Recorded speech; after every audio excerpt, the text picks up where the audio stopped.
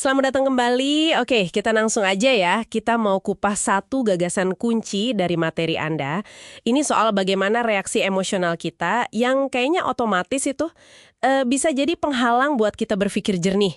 Seringnya kan kita mikirin keputusan besar ya. Tapi sumber ini justru nunjukin reaksi kecil sehari-hari apalagi yang karena emosi. Itu dampaknya besar loh buat sukses sama tingkat stres kita. Oke, mari kita bedah lebih dalam. Nah, sumber ini bilang ada satu momen penting banget. Ada jeda gitu ya antara satu kejadian stimulusnya dan cara kita ngerespons. Biasanya apa sih yang terjadi di jeda singkat itu? Seringnya kayak nggak ada jeda sama sekali kan? Persis. Nah, yang menarik dari sumber ini, penekanannya itu bahwa respon kita di jeda itu seringkali bukan hasil mikir sadar.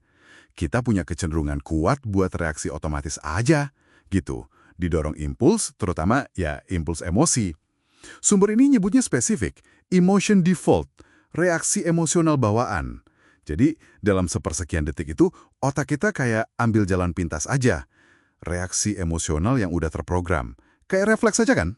Oh iya, contoh-contohnya tuh rasanya dekat banget ya. Kayak langsung marah gitu pas ngerasa diremehin. Atau otomatis mikir jelek pas disalip di jalan. Atau jadi nggak sabaran pas nunggu. Kita reaksi gitu aja, kayak nggak ada pilihan lain. Nggak sadar kalau ini program biologis lama yang ambil alih logika kita. Kayak refleks aja kan? Tepat sekali. Dan ini, bukan cuma soal nggak nyaman sesaat. Konsekuensinya bisa serius banget. Sumber ini ngasih peringatan keras loh. Emosi yang nggak dikelola itu bisa secara efektif mengalihkan semua kemajuan Anda dengan nol. Bayangin aja, kerja keras berbulan-bulan, rencana bagus, hubungan baik, bisa hancur seketika cuma gara-gara satu ledakan emosi dari emotion default ini. Kayak nekan tombol reset aja gitu. Wah, itu dalam banget ya, mengalihkan dengan nol. Dan cerita soal Matthew Emmons, penembak Olimpiade itu, bener-bener nunjukin betapa bahayanya ini. Bahkan buat orang yang terlatih banget. Nah, di sini nih bagian yang bikin mikir banget.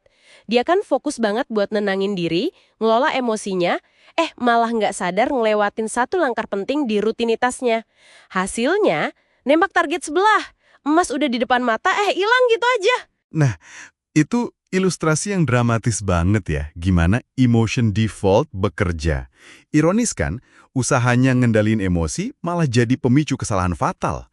Rasa cemas kalau nggak tenang, itu ngalahin prosedur logis yang udah dilatih ribuan jam.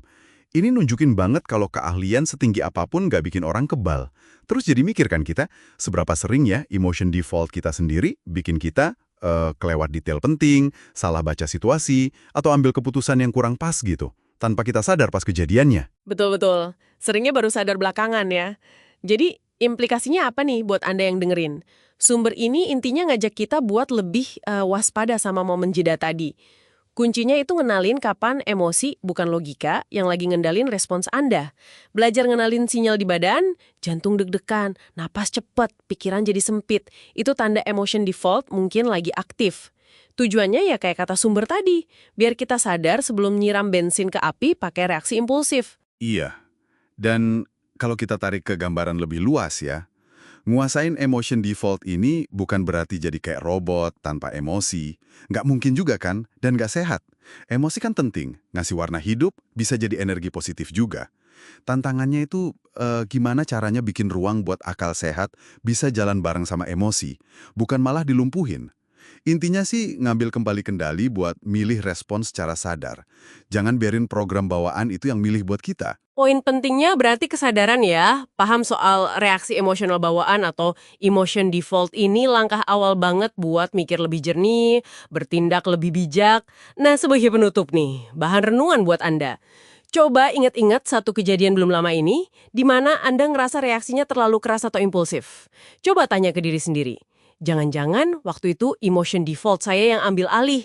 Kalau bisa putar waktu, respons kayak gimana yang bakal dipilih kalau pakai pertimbangan rasional dan sadar penuh sama tujuan Anda waktu itu. Mikirin ini aja udah bisa jadi latihan bagus loh.